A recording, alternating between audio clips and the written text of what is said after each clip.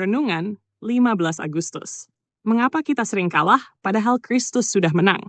Rasul Yohanes menegaskan bahwa setiap orang yang lahir dari Allah mengalahkan dunia. Dan kemenangan itu diperoleh melalui iman kepada Yesus sebagai anak Allah.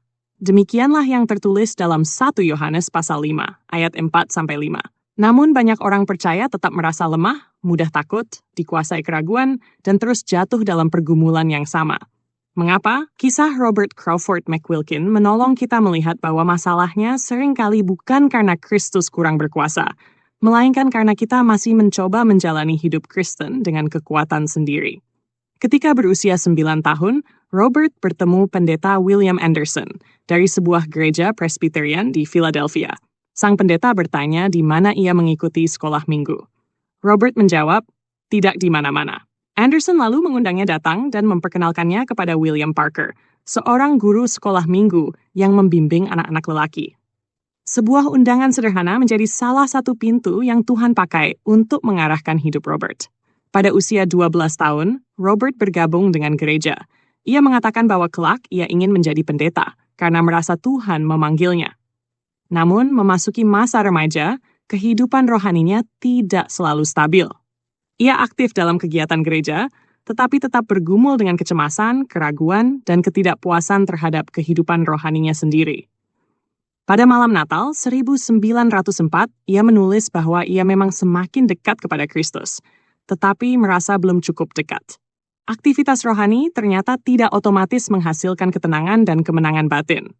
Pergumulan itu berlanjut ketika ia belajar di Universitas Pennsylvania.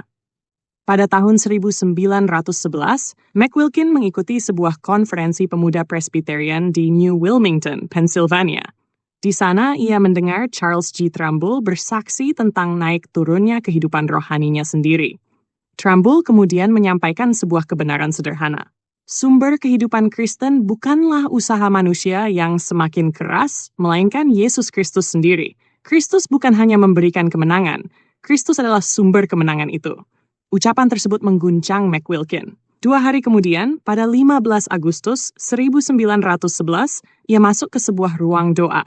Ia bertekad tidak keluar sebelum pergumulannya diselesaikan di hadapan Tuhan. Ia berlutut dan dengan sadar menyerahkan seluruh hidupnya kepada Kristus. Dosa-dosanya, hal-hal yang meragukan, kegagalan masa lalu, masa depan, orang-orang yang dikasihinya, bahkan rencana-rencananya sendiri. Ia berhenti menentukan bagian mana dari kehidupannya yang boleh Tuhan kuasai dan bagian mana yang masih ingin ia pegang sendiri. Tidak ada penglihatan, tidak ada ledakan emosi. Namun, McQuilkin kemudian menggambarkan saat itu seolah-olah hanya ada 2 pribadi yang penting di seluruh alam semesta, Tuhan dan dirinya. Dan hanya satu hal yang benar-benar penting, kehendak Tuhan. Hari itu kemudian dikenangnya sebagai hari kelahiran rohaninya. Yang berubah bukan keadaan di sekelilingnya, melainkan pusat kepercayaannya, dari dirinya sendiri kepada Kristus. Jadi, mengapa kita sering kalah, padahal Kristus sudah menang? Karena kita mudah menjadikan diri sendiri sebagai sumber kekuatan. Kita berkata, aku harus lebih kuat, aku harus lebih disiplin, aku harus lebih berani, aku harus lebih rohani. Padahal 1 Yohanes pasal 5, ayat 4-5, mengarahkan kita bukan pertama-tama kepada kemampuan kita, tetapi kepada iman kepada Yesus, anak Allah. Kemenangan bukan berarti kita tidak pernah lagi takut, gagal, tergoda, atau bergumul. Kemenangan berarti kita tidak lagi bersandar pada diri sendiri sebagai sumber kekuatan. Kristus tidak hanya menyelamatkan kita ketika pertama kali percaya, Dia juga menjadi kekuatan kita untuk hidup setiap hari.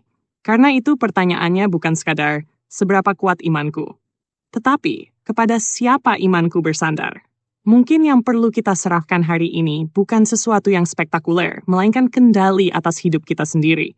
Ketika Kristus kembali menjadi pusat, kita mulai memahami bahwa kemenangan hidup Kristen bukan berasal dari kekuatan kita untuk menggenggamnya, tetapi dari kecukupannya untuk menopang kita.